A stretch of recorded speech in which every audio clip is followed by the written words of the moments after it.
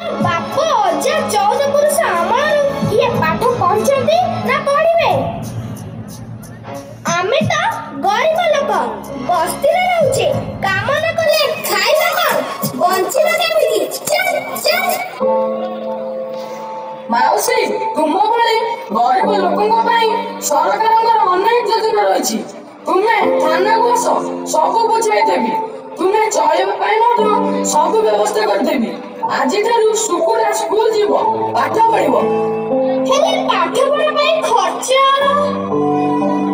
ସରକାରୀ ସ୍କୁଲରେ ପାଠ ପଢା ମାଗଣା, ଦେୟମୁକ୍ତ।